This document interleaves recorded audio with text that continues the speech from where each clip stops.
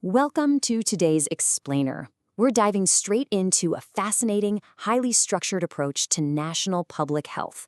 Specifically, we're looking at Thailand's comprehensive national health literacy framework. As we go through this, we'll see exactly how a nation can take incredibly complex clinical guidelines and distill them down into a community-driven, highly actionable strategy. It's a really elegant systemic solution. 66, that's the magic number here. It represents the exact total of evidence-based data points that guide Thailand's entire public health strategy. Think about it. Instead of drowning the public in an endless, overwhelming sea of medical advice, this framework is intentionally bounded by just these 66 core messages. It guarantees the public gets clear, focused, and totally consistent information. Moving into systemic origins and adaptation. To construct a framework of this magnitude, Thailand's Ministry of Public Health didn't just start from scratch. They actually collaborated to adapt a foundational concept originally from China, meticulously tailoring it to fit their own unique cultural and demographic context. Now, obviously, memorizing a list of 66 standalone items is a huge ask for any population.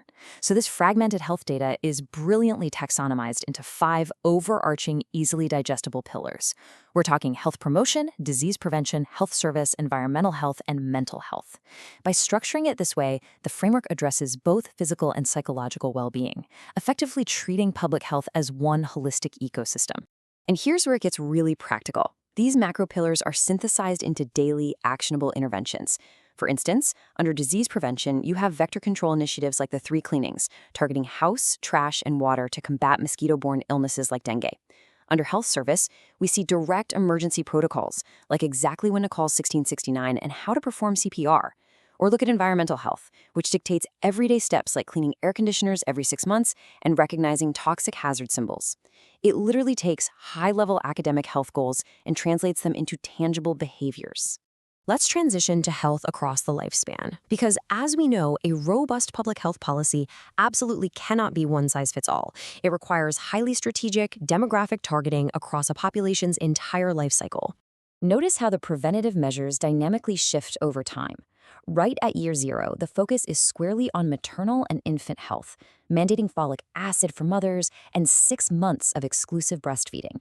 Then, moving into childhood, the guidelines tackle modern developmental issues, like enforcing 0 screen time for kids under 2, alongside strict vaccination schedules. For working-age adults, those between 20 and 60, the strategy shifts to combating sedentary lifestyles. We see recommendations for 10,000 daily steps and regular stretching to prevent office syndrome. Finally, for the 60-plus demographic, the guidelines pivot to geriatric care. They recommend critical home adaptations like installing grab bars for physical safety and prioritize active socialization to maintain mental brightness. Next, we have the institutional dissemination strategy. Outlining 66 academic guidelines is really just the theoretical phase, right? The true, massive challenge is effectively disseminating that information to millions of citizens. To solve this, the dissemination relies on a highly structured 3-step pipeline. First, there's structural alignment across the 3 main departments within the Ministry of Public Health. Second, and this is absolutely crucial, they establish Health Literate Organizations, or HLOs, embedded directly into schools, workplaces, and local communities. Finally, these HLOs do not just passively hand out pamphlets. They facilitate active, two-way community communication. They empower citizens to ask questions, exchange vital information, and make genuinely informed decisions, ensuring the knowledge is actually applied in daily life. Which brings us to a final, provocative thought for the academics and policymakers joining us today. How can a locally synthesized framework of key health messages transform public health literacy in your own community? By taking incredibly complex health data and categorizing it into a rigid, structured, and culturally adapted taxonomy, we move from theoretical advice to genuine, life-saving public action. Consider how these exact methodologies might be adapted in your region to foster a more health-literate society. Thanks for joining me for this explainer, and definitely keep questioning how we structure the information that keeps us all healthy.